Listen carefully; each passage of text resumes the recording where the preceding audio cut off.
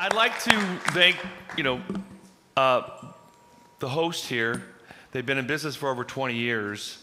That speaks a lot. That means you're offering value with your products, and you're also taking care of your employees. So 20 years is no joke, and well done, and congratulations, FreeSwitch. Well, I'm going to touch on the thing that's happening in our world, right? Not just in the US, not just in text messaging, but they're all kind of interrelated, and these digital regulations, or digital accountability, as I like to call it, are being defined on a daily basis. And they probably have changed today with just in the last 24 hours. The first thing that we have to do with digital regulation or digital accountability is establishing trust, right? Who are we speaking with, right? Regardless of the platform. And with identity verification, right? Right now, all of you guys are aware that we have to register all of our A to P traffic on the campaign registry, right? Who are they? What is their EIN? Or if they're a small business, their DBA? What is their address? Does it verify against the IRS database? Do they have a website or some type of web presence? It could be even a Facebook web page. A lot of these small accounts, whether it's a rural doctor or a rural vet, they don't have a website, right? They've required on it.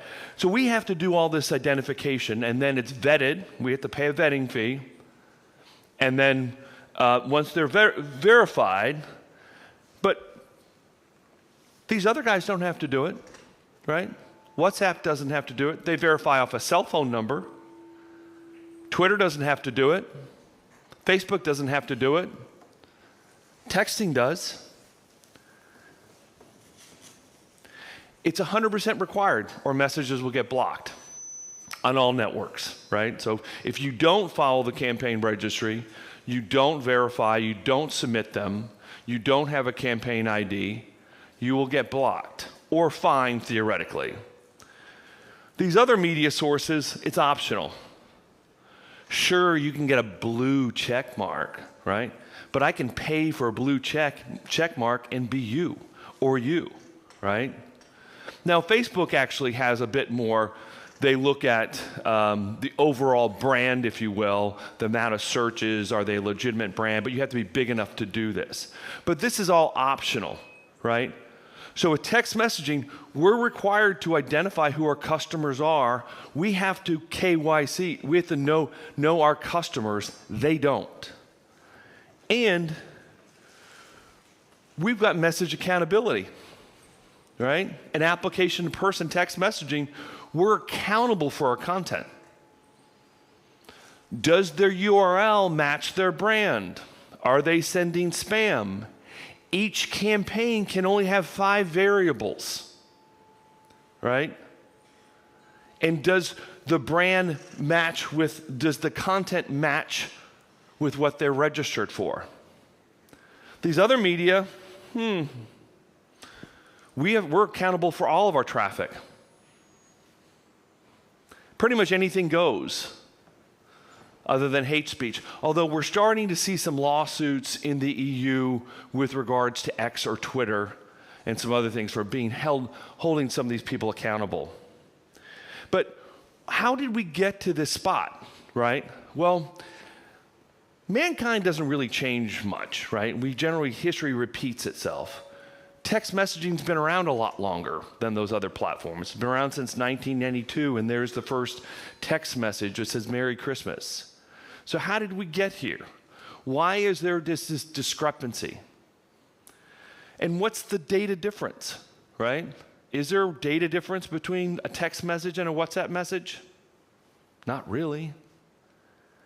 And what's the digital accountability difference? If I have to vet and be held accountable for my content and these other platforms don't, that doesn't seem very fair. Well, this is an interesting piece of legislation which came out in 1996. In Section 230 of the Communications Decency Act, a provision in the U.S. law that provides immunity to internet companies from liability for content posted on their platforms by third parties. No provider or user of an interactive computer service shall be treated as a publisher or speaker or information provider by another information content provider, right? Well, if you sell ads, you're a media company, right? This basically says, oh, we're data companies. No, AWS is a data company. Twitter is a media company. And so these platforms or online marketplaces are not legally responsible for the content for the user's posts, right? And so we're held liable and accountable. They're not because of this law. And also, you know, it's opened it up with the Pulver Act. And Jeff's here, which we're speaking about, which opened it up, which allowed us all these VoIP lines and so forth, which is a good thing. It's not necessarily a bad thing. And then this was an interesting bit of legislation that a lawsuit that happened in the FCC because the U.S. never really had intercarrier fees, right? I remember we were one of, I'm not going to name the name of this company, but they're a big Silicon Valley company. And we started in this industry 2000. So we've been in business for over 24 years doing application-to-person text messaging. And generally in these markets, we started in Europe and Asia because text messaging was prevalent there and it worked, right? In the US, you had lots of different topologies. You had CDMA, you had TDMA, you had IDEN, and none of them would support text messaging. In fact, in 2003, I had to tell Bill Gates and Steve Ballmer that they couldn't use my technology to send a text message to everybody in the room when they launched Office 2003 because it doesn't work in Seattle, but it works in Fiji and Africa and so forth. So because of deregulation, our numbering schematics in the United States, our landline numbers are the same number of digits as our cell phone numbers, right?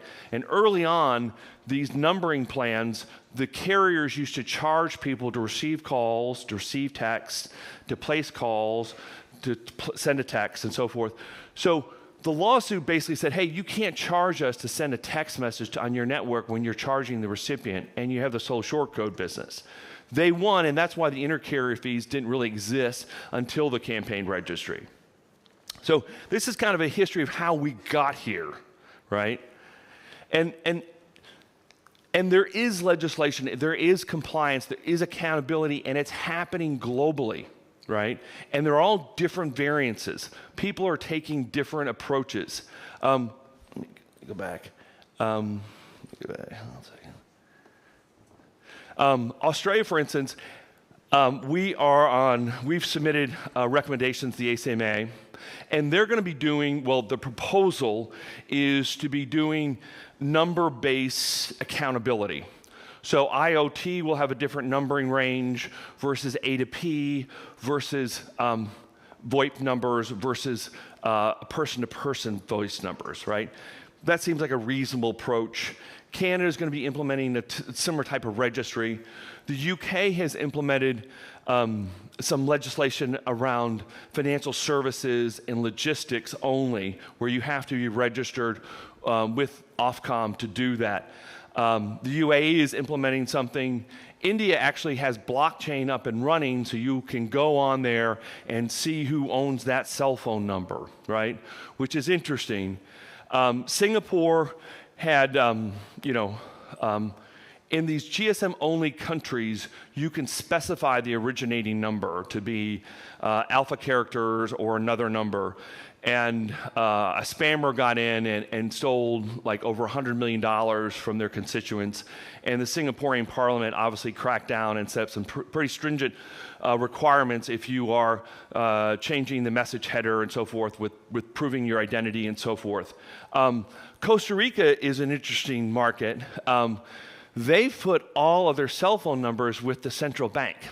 So it allows you to text and transfer money because you're verified with the central bank. So all this stuff is happening, and even Pakistan is proposing regulations around OTT, right? Because they've had a lot of uprisings.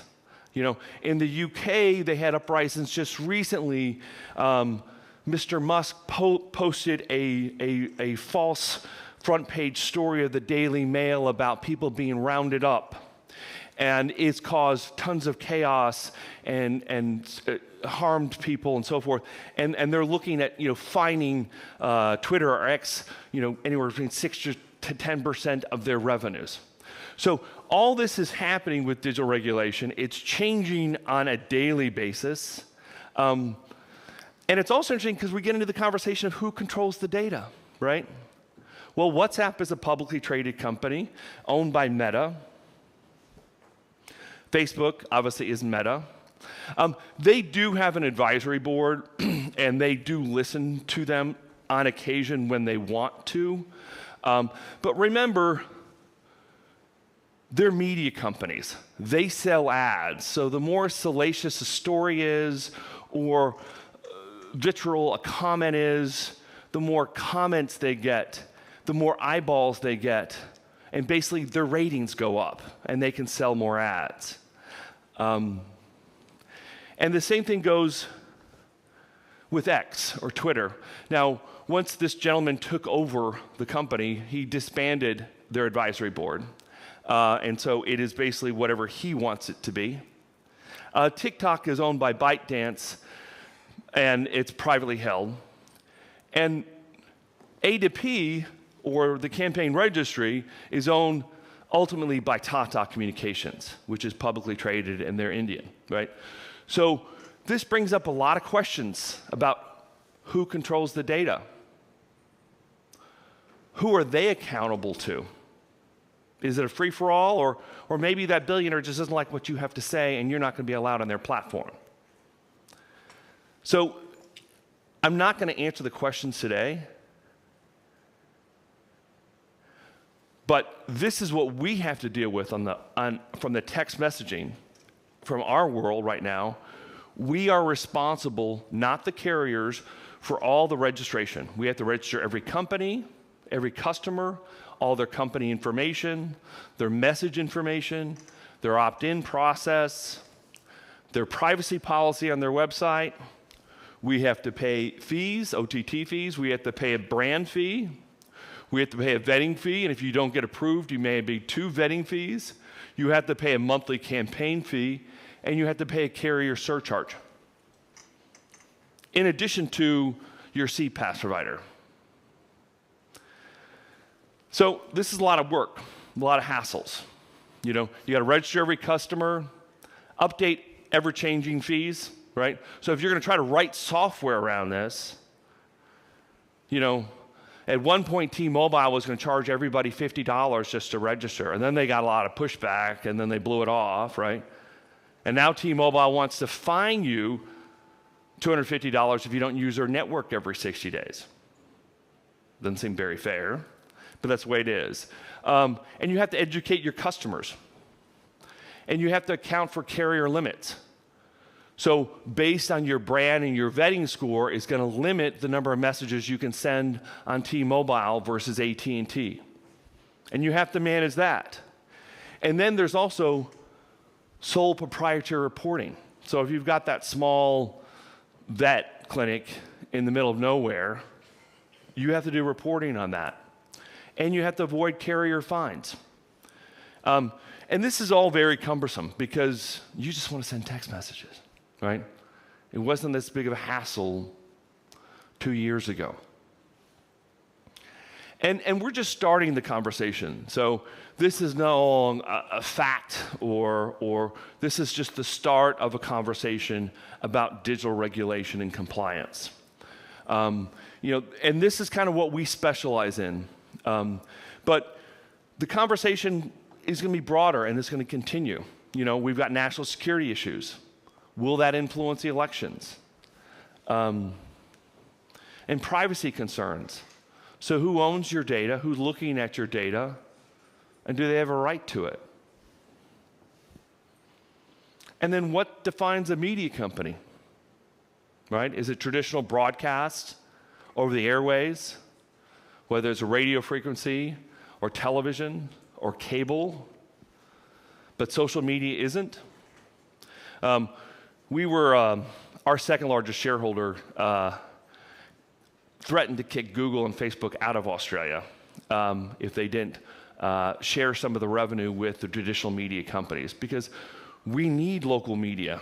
We need local TV stations and local newspapers to keep the city councils honest. And what are these media companies accountable for? Whether it's social media, broadcast media, or print media. Are they held liable for their content? And the pushback is inevitable, right? So whatever's going to happen, right? Whatever's going to happen in the EU or Australia or the US, there's going to be pushback. But that's no different than anything else. There was pushback on seatbelts. In fact, the car company said, oh, it's going to do bodily injury. You're not going to be able to get out of the car, right? Tobacco companies fought regulations on smoking. So it's no different. Alcohol companies. I thought this was funny. If it plays. Oh.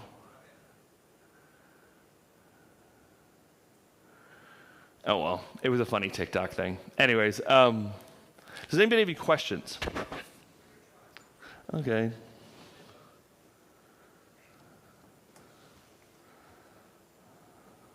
It's not rendering. Let me play.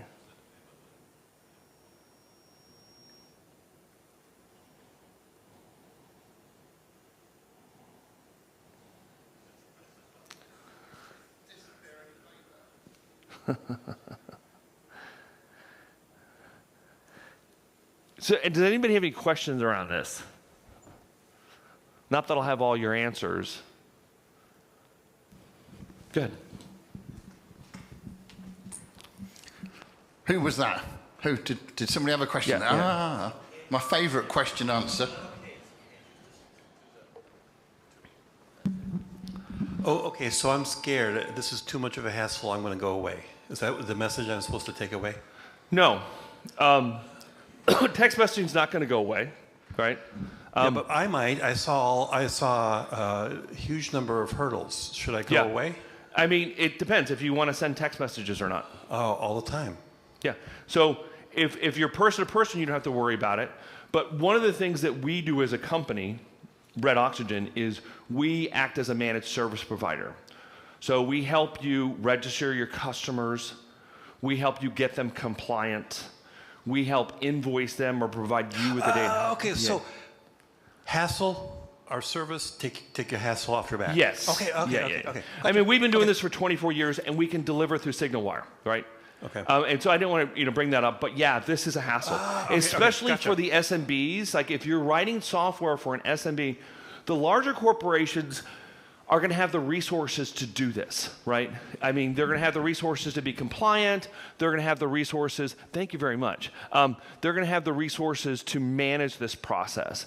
It's the SMBs that are going to be hit the hardest about this, right? With the U.S. version of compliance with the campaign registry. And the campaign, and I don't mean this to be negative toward, I applaud the campaign registry for taking the first step. I'm trying to bring digital accountability into this sphere, right? It's not perfect by any means, right? And maybe we'll look at, Australia will implement a different numbering schematic and it'll be more efficient and easier to implement, and we'll adopt that in 5 years. But this is where the world is today. Good. Anything else? Here.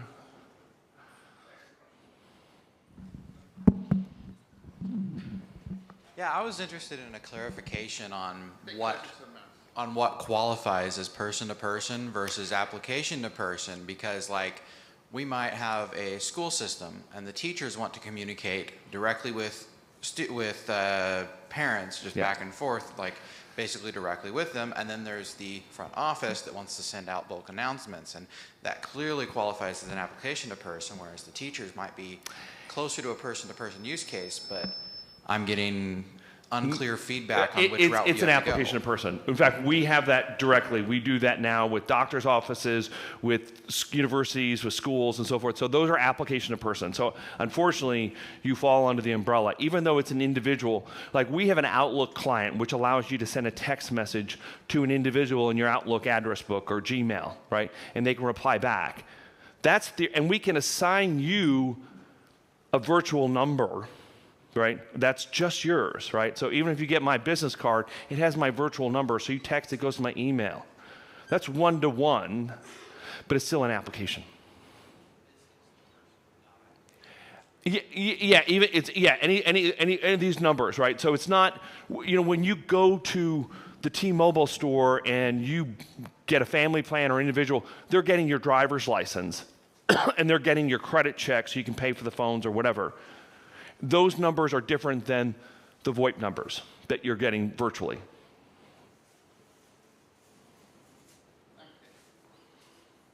And then we can help you with those schools, right? Because they're all going to be, and we can deliver through SignalWire, and there's costs associated with that, right? So either you're going to have to write this and then keep up with it. So getting through the campaign registry is the first process. The second process is paying for it. How do you pay for it? And the third process is, how in the heck do I keep up with this, right? I'm writing software for schools or dentist office or, gyms. I don't have a division to manage this. We can help. Good stuff. Any more questions for our Tom? If there's not, Tom, I think you should try and play that TikTok video. Just watching you try to do it will be entertaining. But if you do manage to do it, it's not rendering. So, anyways, it was about these people bitching in their car, like, well, act it out. What do you mean we can't drink and drive? What, we're becoming a communist country? Sometimes I like to have a few beers after work. Anyways, that was the TikTok video. And, technology moves forward and regulation catches up, right? It's no different than the automobile. I mean, we didn't get license plates in every state until 1959. The first car came out in 1863, I think, right? Or license, driver's license. And so is it going to be messy for the next couple of years? Yeah. Is it going to be hard to keep up with? Yeah. We're also doing a podcast too, and I'm trying to set it as a place where others can share information in all these various jurisdictions, and not only from a public policy perspective, from a legal perspective, from a technology perspective, and you guys have got to be experts in it, right? Are you looking for podcast participants, Tom? Well, we got to get it up and running. But yes, we are. Actually, we'd love to get some participants too. So, but we want it to be a repository where people can keep up to date on this ever-changing. And no one's talking about this in the media, right? The reason why I label this thing TikTok to texting, because TikTok actually got some traction, right? Sure, we can have a conversation around TikTok, but TikTok is one application from one country. Let's have a holistic approach as far as, what is happening with text messaging. They're owned by the Indians, right? Are you okay with a billionaire owning and deciding which traffic gets published and not published?